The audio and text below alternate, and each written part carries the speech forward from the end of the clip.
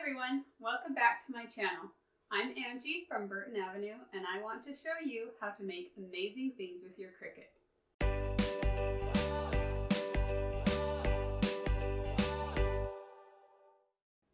Welcome back to another day in my 25 Days of Craftmas series, where I show you how to make 25 different Christmas projects using your Cricut machine. And I also share the SVG files I use to make the projects for free, so you can make them at home. This week we're focused on quick projects that take about 15 or 20 minutes to make. It's day 10 and today I'm showing you how to make a floating ornament. These floating ornaments are super popular and they're so easy to make. So let's go take a look at the supply list and get started. For this project, you're going to need a clear ornament, and I found mine at Dollar Tree.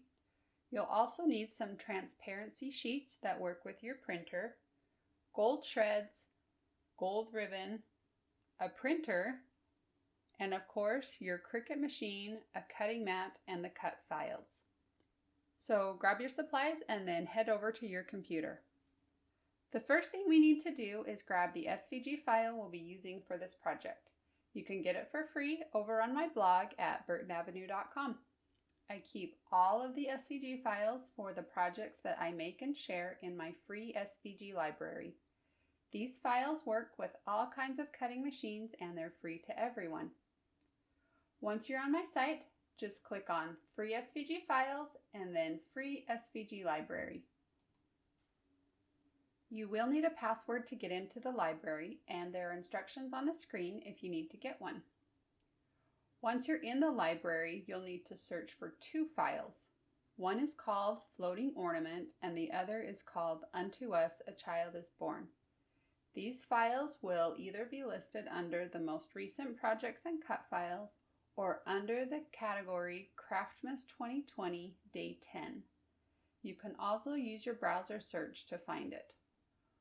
Once you've found the files, go ahead and click on them, and they will be downloaded onto your computer.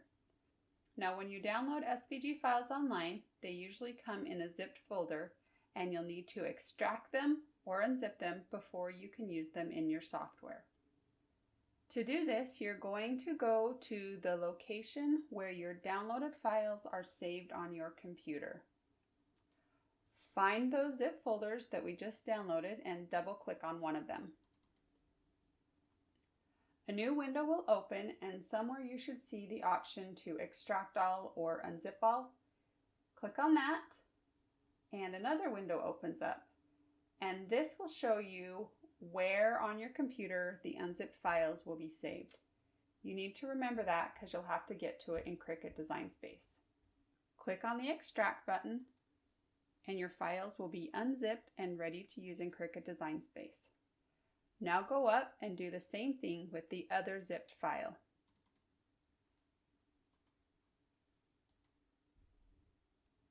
Now let's head over to Design Space and start a new project. Once you're on the Canvas screen, click on the Upload button, then click on Upload Image, and then click on Browse. Now go to the location where your unzipped files were saved and click on the folder with the Floating Ornament template. Within that folder, you'll see several different file types listed, and we want to use the SVG file. Now sometimes the SVG files actually show up as a Chrome HTML document or something similar to that. So if you don't see SVG file listed here, be sure to look for that. So select the SVG file and click Open. Make sure it's the file you want to work with and then click Save. Select the file one more time and then click Insert Images, and the design will appear on your Canvas screen. So for this project, I'm using an ornament from the dollar store that's about 4 inches. So I am going to change the width of this to 3.7. And then I'm also going to change the color to white. Okay, so now our template is set up and now we want to bring in a design to put on our template. So we're going to go to Upload, Upload Image, and then click Browse.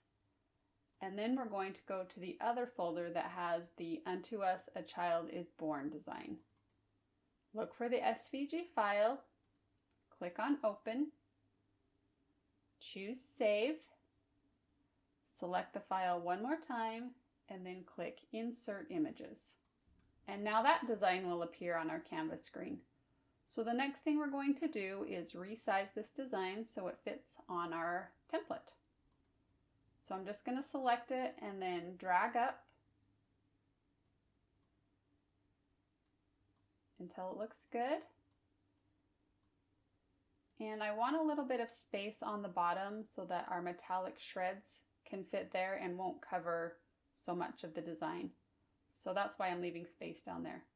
So now I'm going to select both the template and the design, and I'm going to go up to Align, and I'm going to click on Center Horizontally. Then the next thing I'm going to do is right click and choose Flatten. And now that turns this into a print and cut design. So we can fit 2 of these designs on our transparency sheet. So I'm just going to right click and choose Duplicate and then slide the other one down there. Okay, and that's all that we need to do as far as setting up our design. So we can go over and click on the Makeup button. And you'll notice that this says Print and Cut, which is exactly what we need it to do. We're going to be printing this black design onto our transparency sheet, and then we're going to take that and have our Cricut cut out the template. So for our transparency, we do need to mirror it. So we'll click on that and then click on Continue.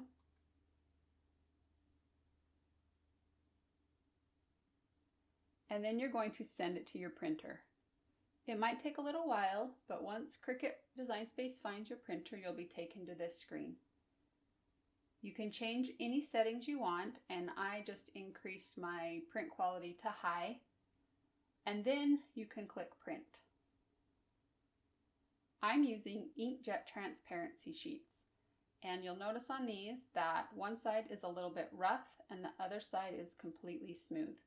We want the ink from the printer to go on the rough side, so make sure you load the sheets in your printer accordingly. After your sheet has printed, you'll be taken to this screen on Cricut Design Space.